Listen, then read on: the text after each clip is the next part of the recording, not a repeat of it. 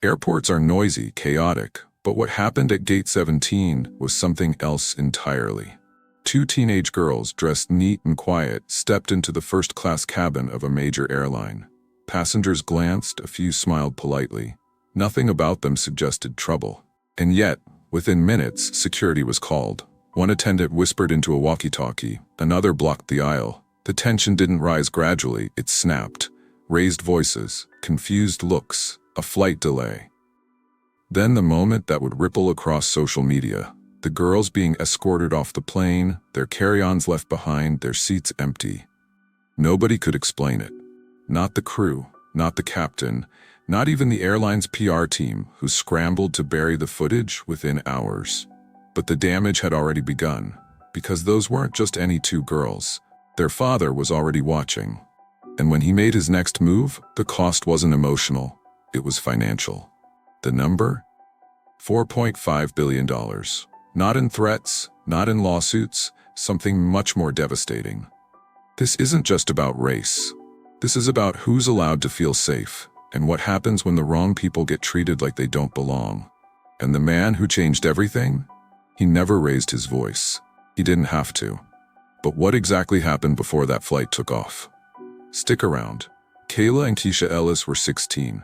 Not just sisters, twins. Same smile, same confidence. Same quiet pride that comes from knowing who you are and where you come from. Raised in Atlanta, both attended one of the best private schools in the state.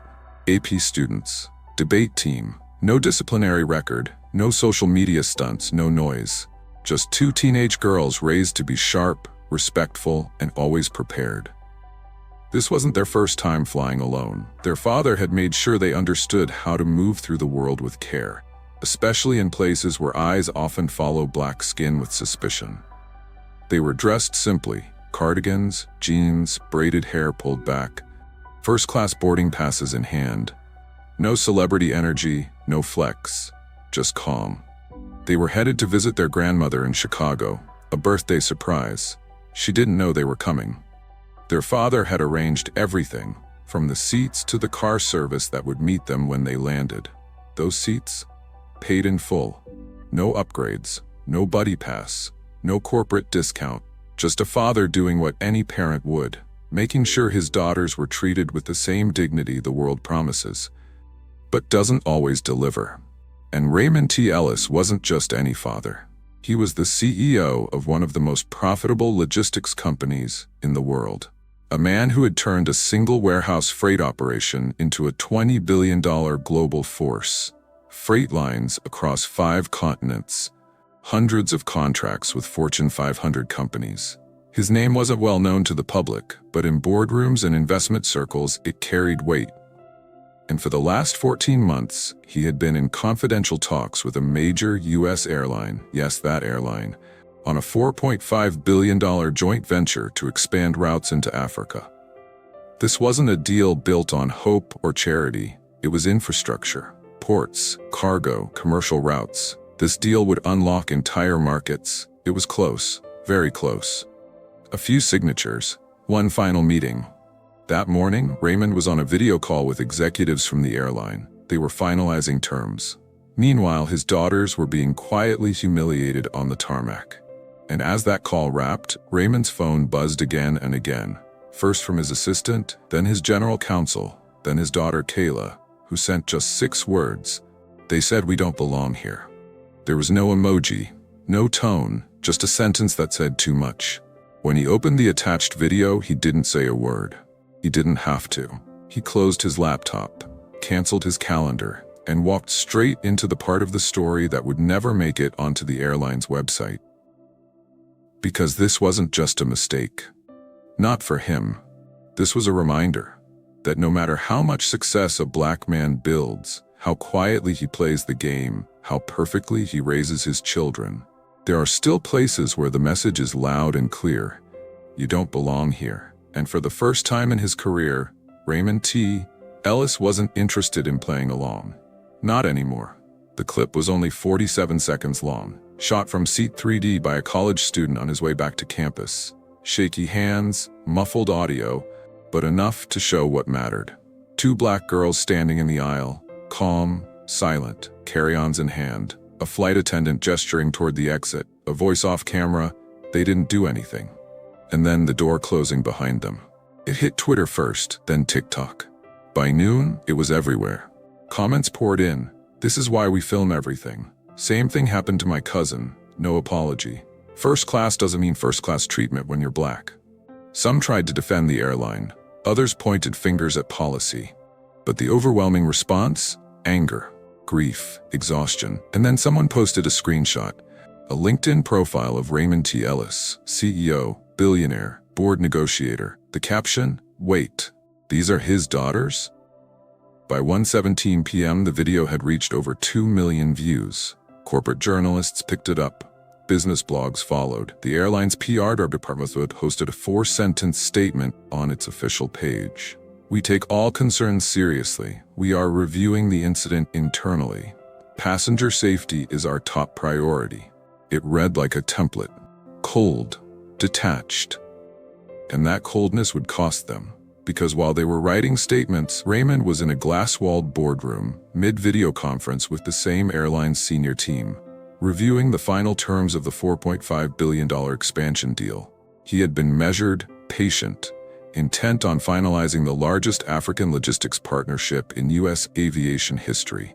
He had spent 14 months in due diligence, flew to Lagos, sat through 7 closed-door negotiations, built local coalitions, integrated supply chains, worked quietly, with full control.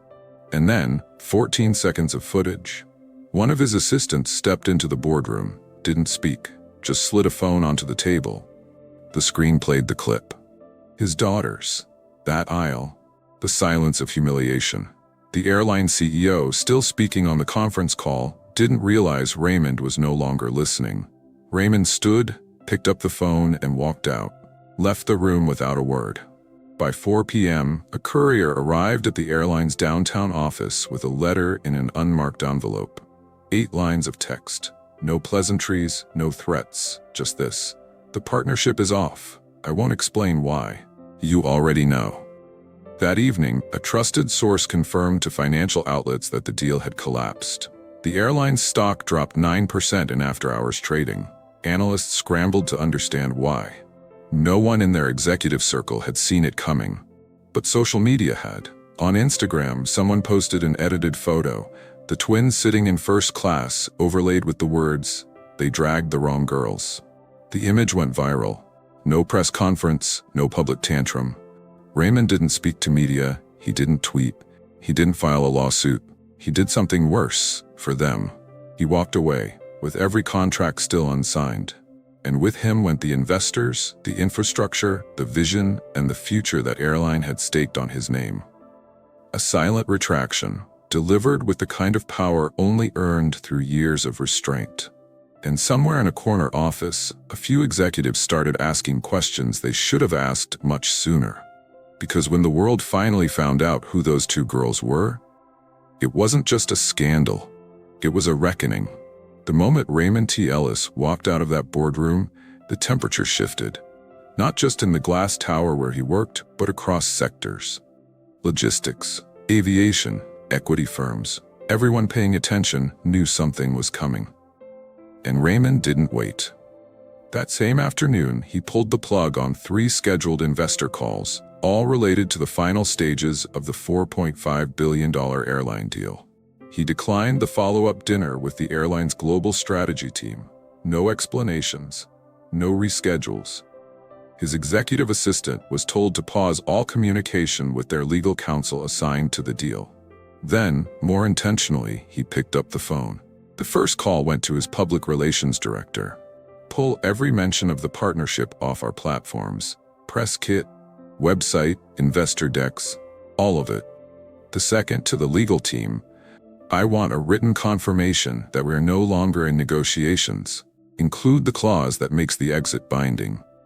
The third was international, a direct line to a West African transportation minister who had personally lobbied for this deal.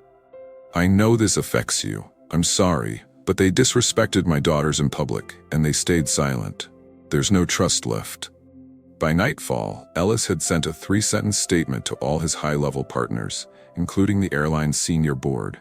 No deal, no apology, no accountability. My daughters will not be invisible.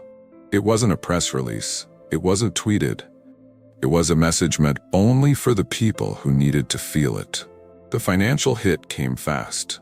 By the next morning, media outlets were reporting unconfirmed rumors that Ellis Logistics had terminated the long-anticipated partnership.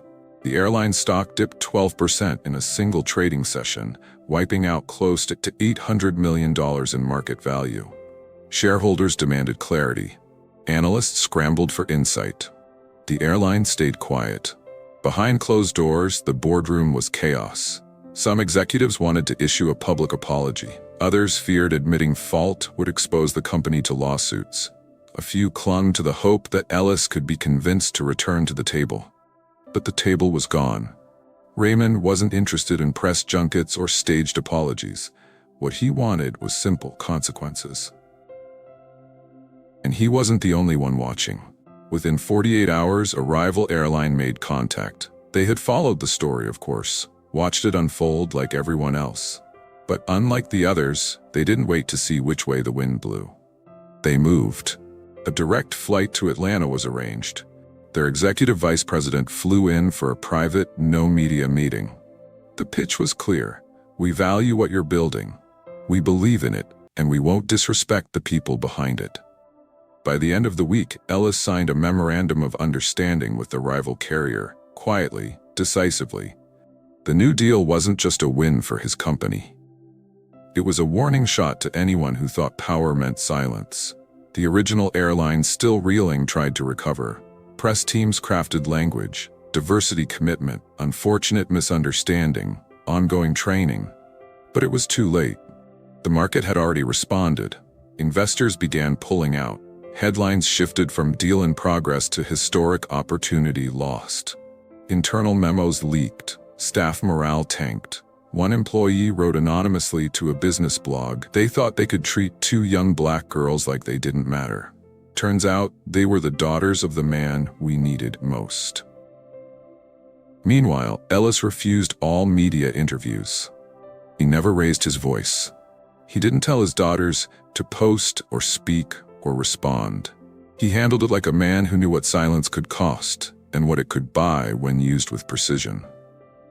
As word of the New Deal spread, Raymond Ellis became a symbol not just of wealth, but of boundaries. He showed that having a seat at the table isn't the goal. Knowing when to walk away is. This wasn't just a moral decision. It was a business earthquake. He didn't demand change. He cost them for refusing to change. He did what many dream of, but few can execute. He turned quiet humiliation into corporate ruin. And still, he never named the airline. He didn't have to. Everyone knew, and everyone watching, especially those who had been dismissed, ignored, or spoken over, understood what had happened. Not because it was loud, but because it echoed across every room where someone had ever been told, "You don't belong here." And from that moment forward, Raymond Ellis made sure his daughters would never hear that again. Not from an airline, not from a boardroom, and not from a world still learning what dignity looks like when it has nothing left to prove. What happened to Kayla and Keisha wasn't new. It was filmed, it was exposed, it made headlines. But this kind of thing happens all the time.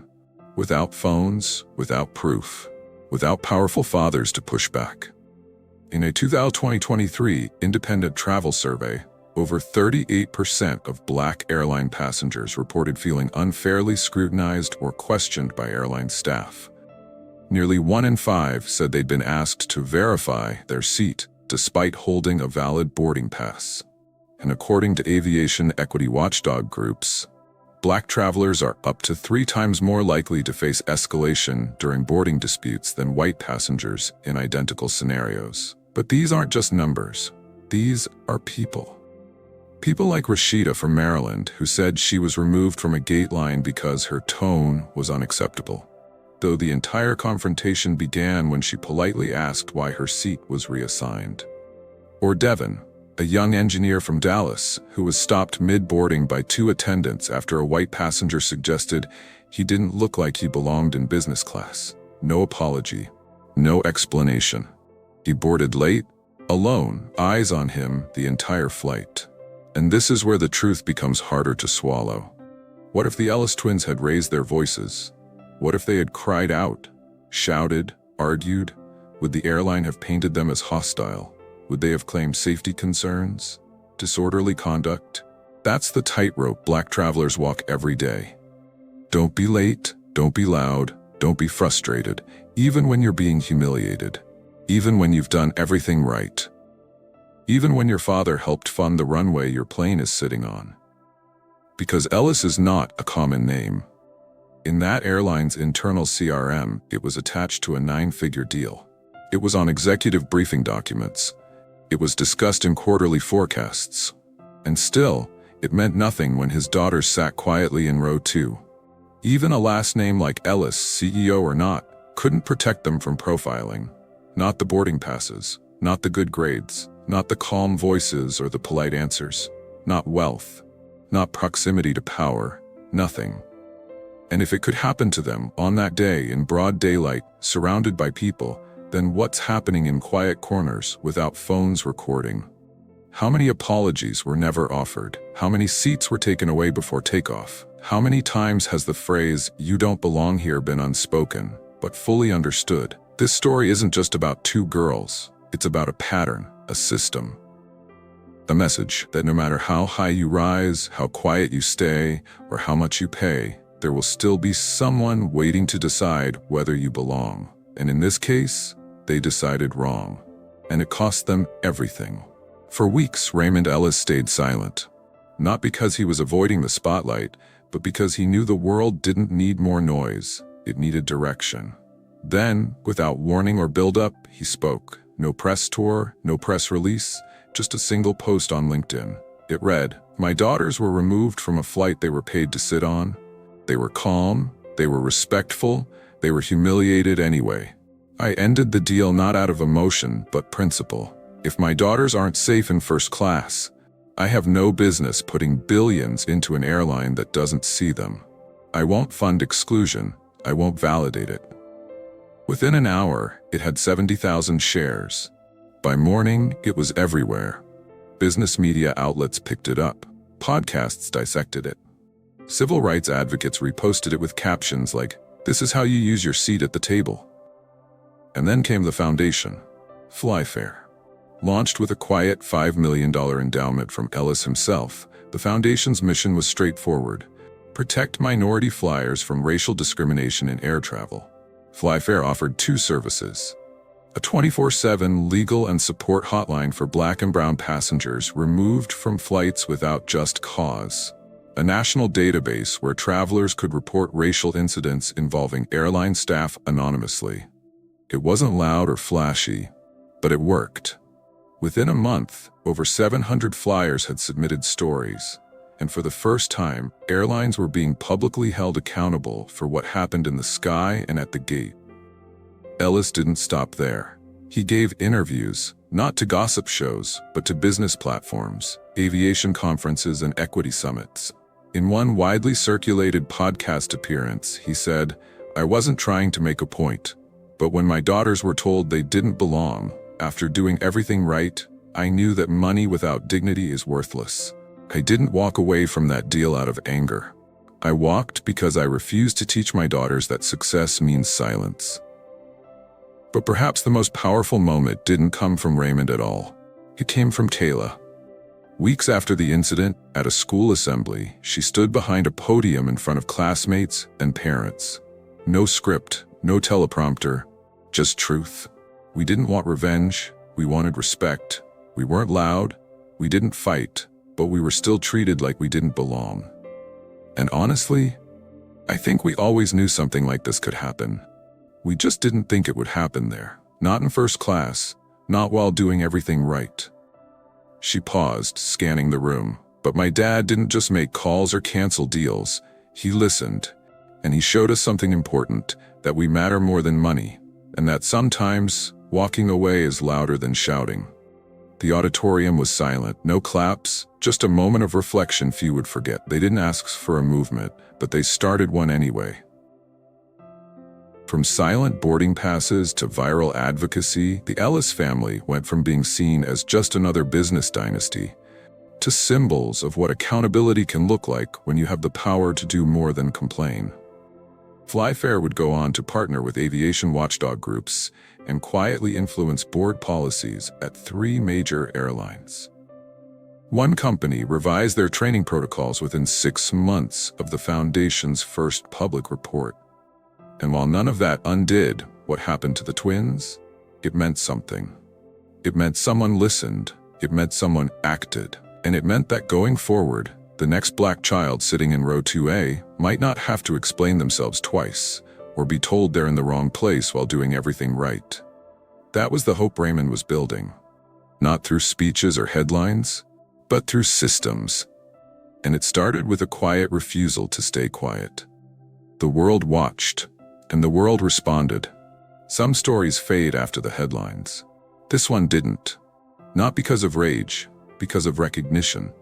In the days after Raymond Ellis broke his silence, a wave of personal stories flooded the internet. Not from influencers, from everyday people. Quiet voices that had been waiting for a moment like this. A mother from Boston wrote, "My son watched this. It changed him. He asked me why they didn't let the girls sit down, and for the first time, I couldn't answer him without lying."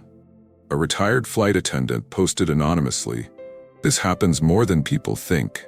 Not just to celebrities, not just to the loud.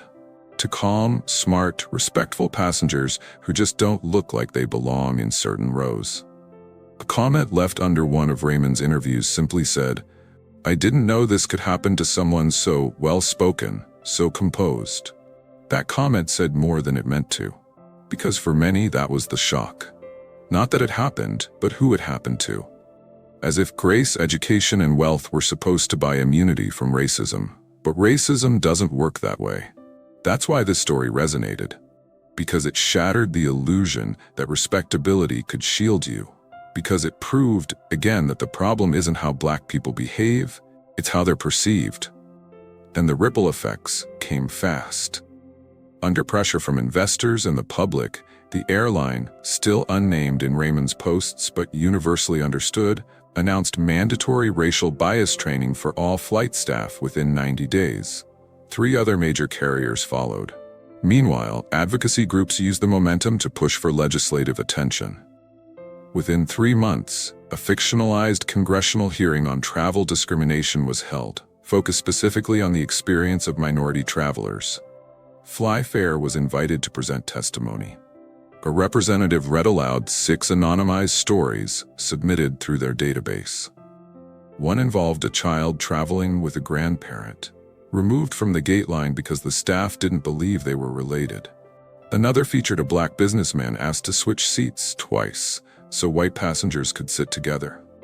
Lawmakers listened, some dismissed it, others promised action. But for the first time, the conversation wasn't theoretical. It had names, faces, voices. Back online, the hashtag #TheyBelongHere began trending. A movement. Educators used the story in classrooms, churches brought it into sermons. Even a high school in Ohio invited Kayla to speak via live stream. And through it all, Raymond remained consistent. Calm, focused. He declined commercial endorsements, turned down interviews with celebrity talk shows, refused to let the story become spectacle. He understood the power of letting it breathe. He didn't want pity, he wanted change. Not performative, not temporary. Real change, driven by discomfort. The discomfort of realizing that even a billionaire's daughters could be dragged from their seats and still be expected to smile through it. The discomfort of knowing that if it weren't caught on camera, there'd be no outrage, no headlines, no fallout, just another quiet removal. And for many who watched, that discomfort became fuel. Parents spoke up at school boards. Flyers reported more incidents. Allies listened harder. The story of Kayla and Tisha wasn't just viral, it was visible. And in a world where so many moments get erased before they're believed, visibility was everything. This wasn't just a wake-up call for one airline. It was a mirror held up to a system that many had stopped questioning. And now that mirror couldn't be ignored. They didn't yell, they didn't resist, they didn't scream, threaten, or cause a scene. Kayla and Tisha Ellis simply stood up when asked. Quiet, confused, and walked off a plane they had every right to be on. They did everything society says black children should do to avoid conflict. Dress respectfully, speak softly, obey authority, keep calm, and still, they were treated like intruders in a space their father paid to put them in. This wasn't about a misunderstanding. It wasn't about procedure. It was about perception. The kind of perception shaped by centuries of exclusion. The kind that doesn't ask for facts, it assumes. The kind that doesn't see two children with first-class tickets. It sees a problem. And that's why this story stayed with people.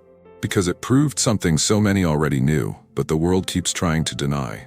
No amount of money, education, or quiet dignity can guarantee safety from racism.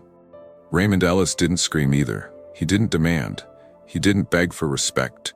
He simply withdrew it. He took the one thing the system couldn't ignore, his power. And in doing so, he made them pay. They never raised their voices. They didn't fight back. But when the world watched what happened to two girls in first class, they learned that money, manners, and silence still aren't enough. But courage? That changes everything. The footage of their removal is still online, but so is the footage of their strength, of Kayla's speech, of Raymond's quiet refusal, of a new foundation giving voice to those who've had theirs ignored for too long. This isn't just a story about racism. It's a story about what happens when people who were told to stay quiet finally stop. Our silence won't save us. Our voices might. Audre Lorde, now it's your turn. Have you ever been treated like you didn't belong? Have you watched someone be pushed aside for no reason other than how they looked? Tell us in the comments. Your story matters. Your voice matters. We're listening. And if this story moved you, if you believe these truths deserve to be heard, subscribe to Echoes of Hope Stories HQ. We share real stories, stories that challenge, reveal, and heal. Because some truths are too important to ignore, and some voices refuse to stay silent.